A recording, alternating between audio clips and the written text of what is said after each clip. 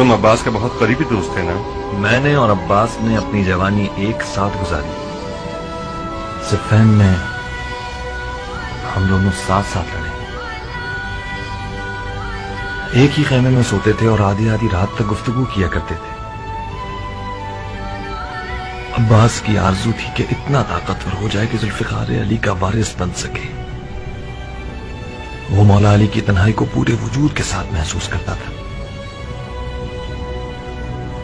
وہ اس مقام پر پہنچنا چاہتا تھا کہ جب مولا علی کے برابر میں کھڑا ہو جائے تو مولا علی کہیں اب مجھے لشکر کی ضرورت نہیں، عباس میرے لیے لشکر کے برابر ہے.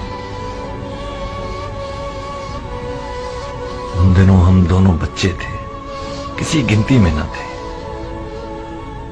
عباس اس بات پر بہت ناراض تھا، بالآخر برداشت نہ کر سکا. ایک دن میرے بابا مالک کے سامنے کھڑا ہو گیا اور تن کر کہنے لگا کہ مالک، آپ کو آج مجھے اپنے ساتھ میدان میں لے جانا ہوگا. بابا مسکرائے. عباس کو مزید غصہ آیا اور شیر کی طرح غرایا کہ مالک، آپ سمجھتے ہیں کہ میں کمتر ہوں؟ میں آپ سے مقابلے کے لیے تیار ہوں، اگر میں جیت گیا تو مجھے اپنے ساتھ لے جائیے گا. میرے بابا پھر مسکرائے.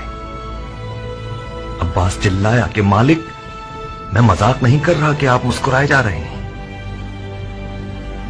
میرے بابا نے اپنی ہنسی روکی اور جواب دیا، عباس میری جان، میں جانتا ہوں کہ تم بہت اچھا لڑتے ہو، مگر تم قمر بنی ہاشم ہو.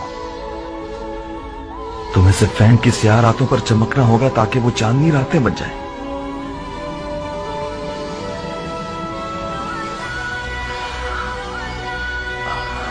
عباس نے جب یہ تعبیر سنی تو خاموش رہا. نقل ہے کہ جب عباس القمت پہ پہنچا تو شدید پیاسا تھا، مگر اس نے پانی نہیں پیا.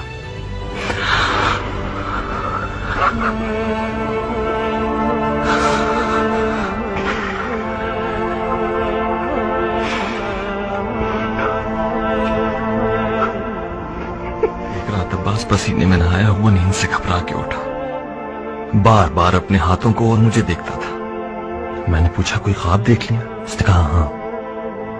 میں نے پوچھا کیا خواب دیکھا؟ ٹوٹتی ہوئی سانسوں میں مجھے جواب دیا، ابراہیم، میں نے خواب میں دیکھا کہ میرے ہاتھ نہیں ہیں، میرے ہاتھ کھو گئے تھے. میں اپنے ہاتھوں کو ڈھونڈ رہا تھا کہ اچانک میں نے گدھ کے جیسا ایک پرندہ دیکھا جس کی چونچ میں میرے ہاتھ تھے. وہ میرے ہاتھوں کو کھانا چاہتا تھا. میں نے اسے پتھر سے مارنا چاہا مگر مجھے خیال آیا کہ میرے پاس تو پتھر اٹھانے کے لیے ہاتھ نہیں. میں نے چلا کے کہا، وہ لاش خور، میرے ہاتھوں کو مت کھاؤ، وہ ہاتھ میرے ہیں. اچانک گدھ بولنے لگا، عباس، تم ان ہاتھوں کا کیا کرو گے جب تمہارے پاس اتنے پیارے پر ہیں؟ میں بھوکا ہوں، مجبور ہوں، میرے پر ٹوٹے ہوئے ہیں، تمہارے ہاتھ مجھے سیر کر دیں گے. تم اپنے ان خوبصورت پروں کے ساتھ پرواز کرو، جاؤ آسمان پہ اڑو.